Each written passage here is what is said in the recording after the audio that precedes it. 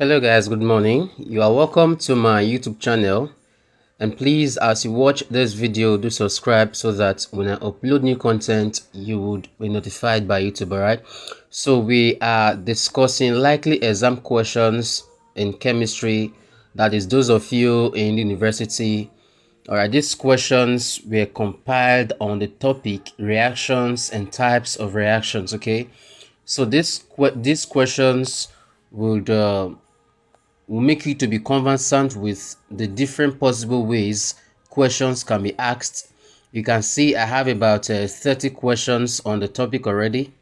There are about 30. So I believe at the end of this video, you should be able to do justice to reactions, that is what reactions are, and the various types of reactions, that is some of the various types of reactions in the world of chemistry. And please, I also compiled about 3 to 4 questions on how to look for the relative atomic mass of certain compounds. All right, so let us get started. Now this equation please excuse me. Now H2O2 to give water and oxygen. H2O2 is called hydrogen peroxide. H2O2 is called hydrogen peroxide, and of course it acts as both reducing and what oxidizing agent. So when hydrogen peroxide that is when it was decomposed, it's produced water and oxygen, that is 2 moles of water and a mole of oxygen. So they're asking us the equation shown above is option A, thermal decomposition reaction; B, photolytic decomposition reaction; C, catalytic decomposition reaction; D, hydrophilic decomposition reaction; and neutralization reaction. The answer is, what do you think is the answer? Do you think it's thermal? Do you think it's option A? No, option A is not the answer. The answer is B, photolytic decomposition reaction, because in this reaction light is acting as what, the catalyst. Is acting as a catalyst, so I can also put it as photocatalytic decomposition reaction. I believe that has been taken. Number 2, I have H2SO4 reacting with 2 moles of sodium hydroxide, that is NaOH, to produce that is sodium sulfate and 2 moles of water. So they are asking us the reaction shown above is it thermal, is it photolytic, is it catalytic, hydrophilic, or neutralization reaction? The answer is E, neutralization reaction, because it is a reaction that exists or that takes place between an acid and a base to produce salt in water only. All right, as you can observe, H2SO4 is an acid, NaOH is a base, Na2SO4 is a salt, and of course H2O is water. All right, so the answer is neutralization reaction, that is option E. Then option number 3, H2SO4 reacting with 2 moles of potassium hydroxide to produce potassium sulfate and 2 moles of water. So the reaction shown above is it thermal, is it photolytic, catalytic, hydrophilic, or neutralization reaction? Of course the answer is E as well, okay, because H2SO4 is an acid, KOH is a base, so the answer is E, neutralization reaction. Okay, number 4, HCl, that is a mole of HCl reacting with a mole of sodium hydroxide, which is NaOH, to produce a mole of sodium chloride, which we commonly call common salt or table salt or normal salt, to produce a mole of water.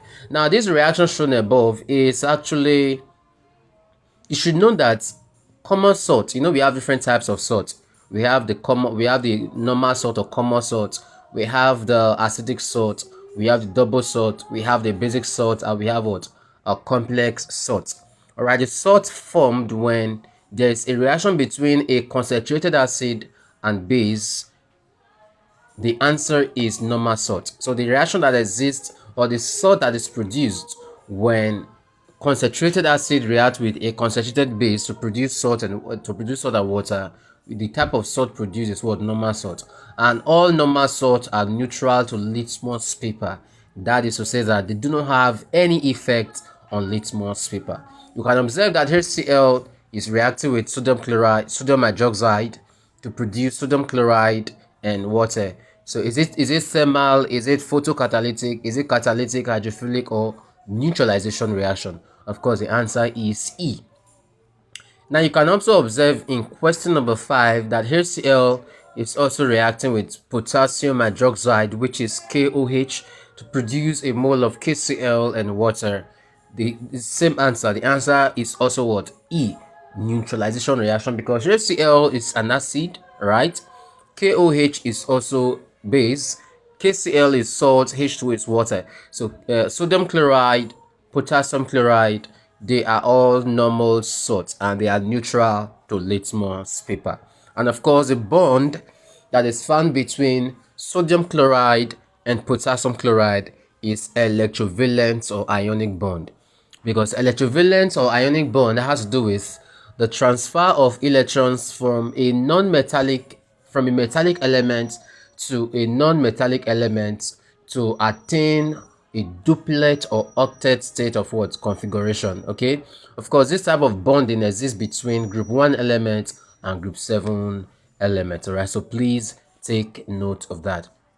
I believe you know that HCl, yes, you know hydrogen does not belong to any of the groups in the periodic table, okay? So the bond that exists between HCl is covalent bond and not ionic. So that should be noted. Now the next question is CaCO3 decomposing to calcium oxide, also called quicklime, to produce, that is CaCO3, which is commonly called chalk or limestone or marble, to give calcium oxide, which is also called quicklime, and CO2, carbon 4 oxide. And of course, the quicklime or calcium oxide is a drying agent for ammonia. All right, it is used to dry ammonia. So they're asking us, the reaction shown above is thermal decomposition reaction, B, photolytic decomposition reaction, C, catalytic decomposition reaction, D, hydrophilic, and E, neutralization reaction. So the answer is simply okay, what do you think the answer is? Yes, is it catalytic, photolytic, or thermal, or hydrophilic? The answer is thermal decomposition reaction. So the answer to this question is option A. Take note of that. Now, number 7, the reaction shown above is, you can observe that two moles of potassium triazochloride 5 has decomposed to produce 2 moles of potassium chloride, that is KCl, and 3 moles of oxygen. All right, so they're asking us in this reaction, what is acting as a catalyst? Is it temperature? Is it water? Is it light? Or catalyst?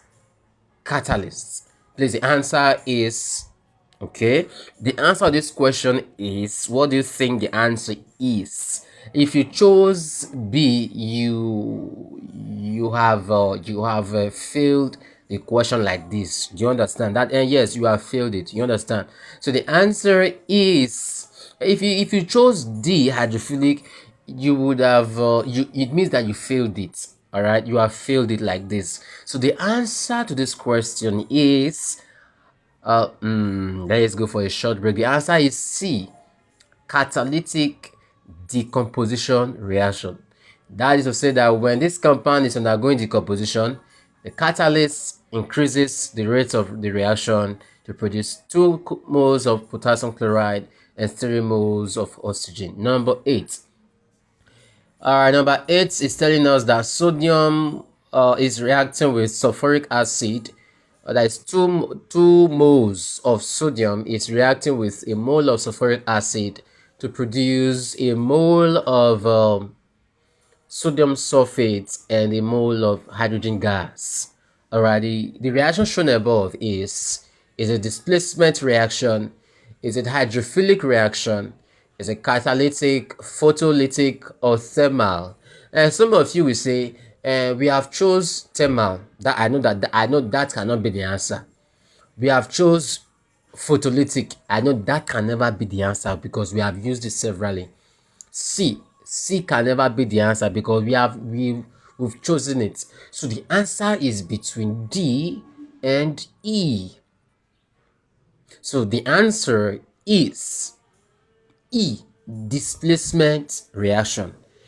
Why is it displacement reaction? Sodium is more reactive.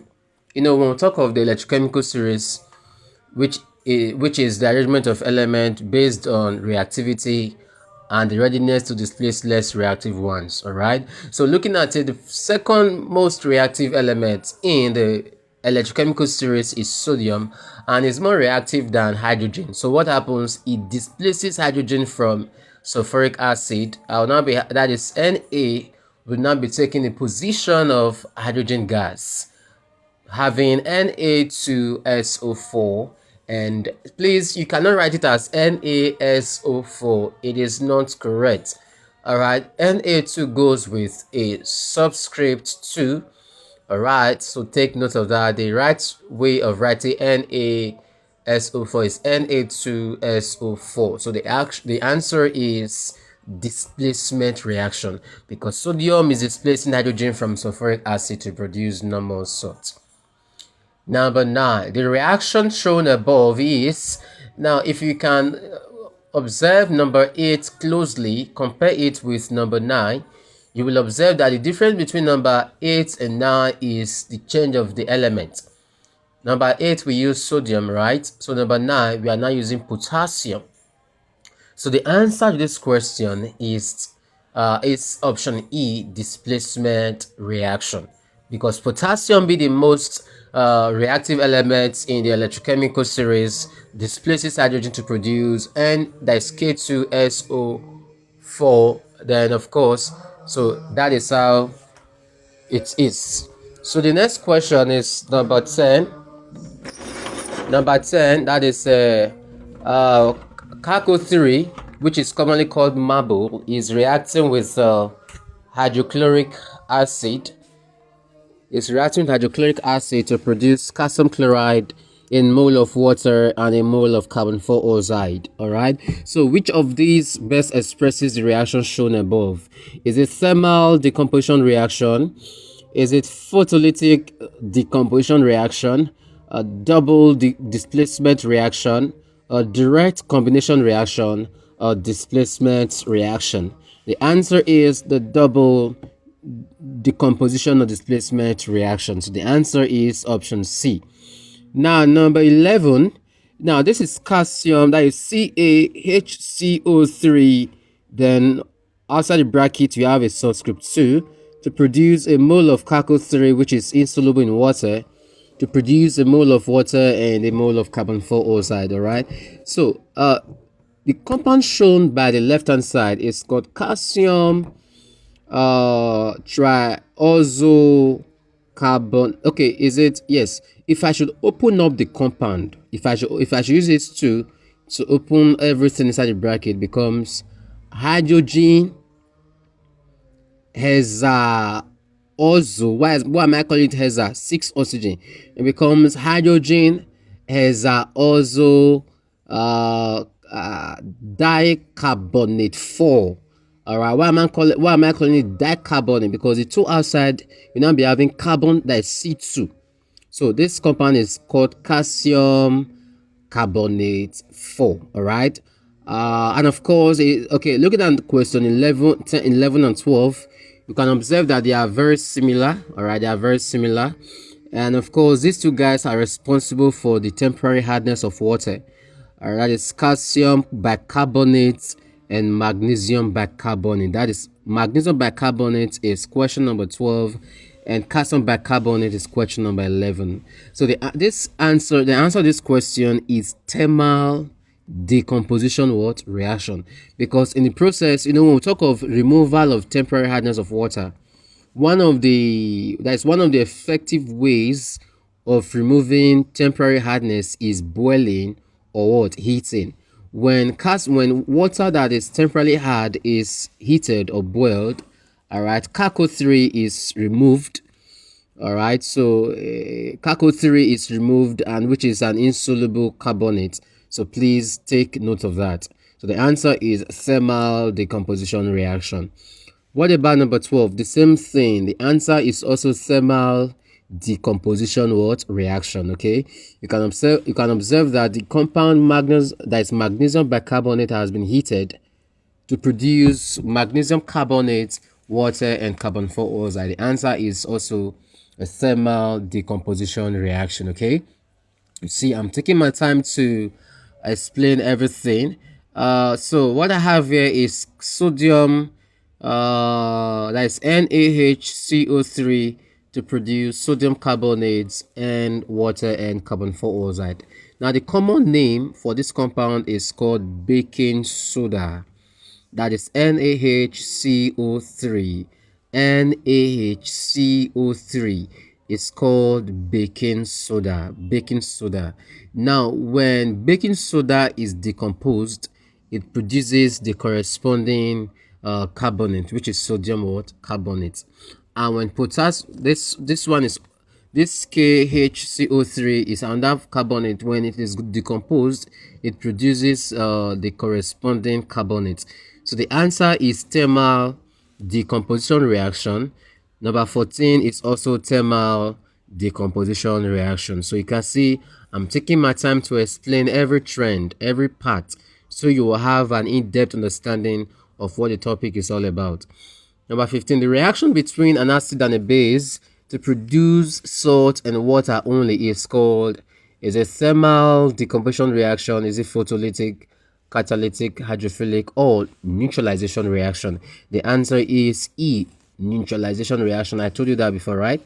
Number 16, in dash, a compound is broken down into two or more products in the presence of catalysts. The answer is catalytic decomposition reaction. Look at the word there. Presence of catalysts. Presence of what? Catalysts. So the answer is C, catalytic decomposition reaction. Number 17. In dash, a compound is broken down into two or more products in the presence of heat. Heat tells you thermal. All right. If they don't use the word heat, they use temperature. So the answer is thermal decomposition reaction. Option A is the correct answer to this question. Number 18. In dash, a compound is broken down into two or more products in the presence of light. So when you hear the word light, what comes to your mind? Photo. So the answer is photolytic decomposition reaction. Okay. Now, number 19, in dash, a compound which is NH4Cl, which we call ammonium chloride, is broken down reversibly. Look at the word there, reversibly, which means it's a reversible reaction into two products. What are the products? HCl and ammonia. You know, ammonia has a pungent smell. All right, ammonia has a pungent smell, and of course HCl produces it reacts with ammonia to produce white fume, and the white fume now is ammonium chloride, and ammonium chloride undergoes a phenomenon called sublimation. That is, it changes from solid state to a gaseous state. So the answer to this question is thermal dissociation reaction. Thermal dissociation reaction. So option E is the correct answer. Now number 19 and number 20 are no different from each other. All right, number 19 was asked in words, but number 20 was asked based on equation.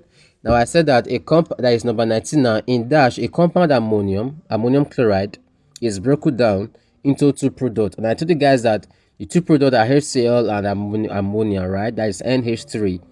So what does that say? It means that the answer to this question is also what? E, thermal dissociation reaction. So number 9 was asked based on words. Number 20 was asked based on what? Equation. So there's no difference between the both of them. Number 21, in dash.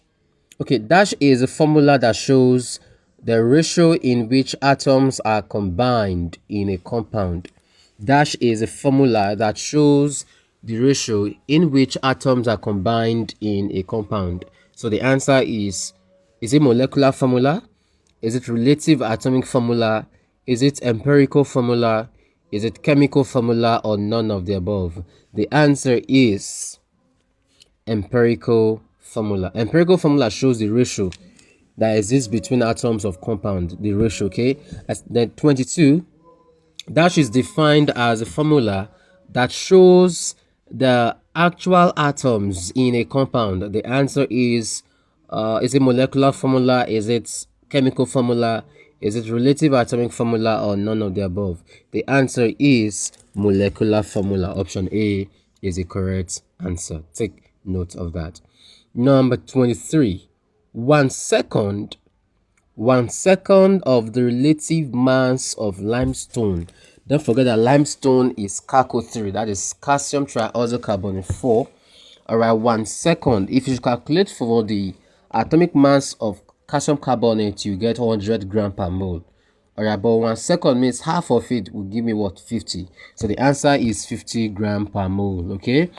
Number 24, the relative atomic mass of calcium bicarbonate and magnesium bicarbonate are 162 and 146 respectively. So the answer is what? A. Now, don't forget that, okay, what number was it when I was explaining the two compounds responsible for the hardness of water? Let me show you the compound again. All right, so number 11 and 12. So number 11 here is calcium bicarbonate. Number 12 is what? Magnesium bicarbonate.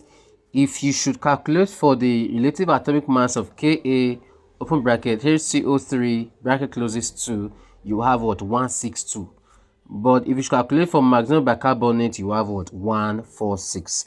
So the answer to this question is option A, 162 and 146 respectively. Okay, now the next question is the relative atomic mass of washing soda and soda ash are dash respectively. Now when we say washing soda, you know that we have Na2. Some persons take washing soda for soda ash. Na2CO3 is called soda ash.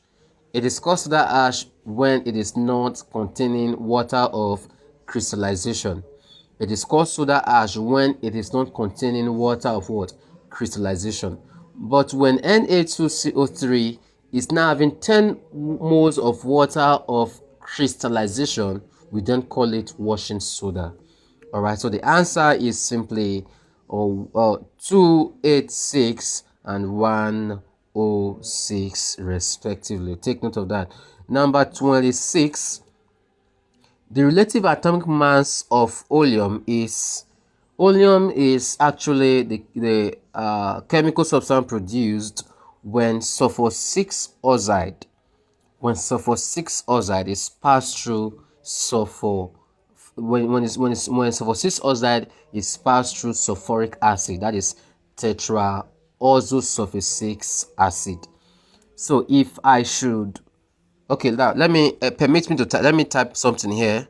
Oleum is, this is oleum is H2, all right, S2O7,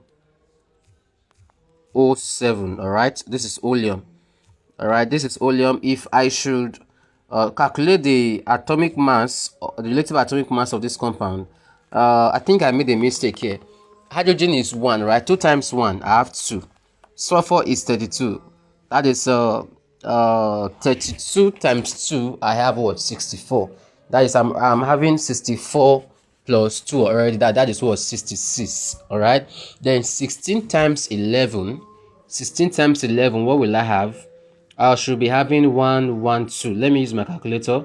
16 times 11. Sorry, I did 16 times 11. 16 times 7. 16 times 7. Yes, I have 112. So 66 plus 112. I'm having 178. I said it. The answer is not there.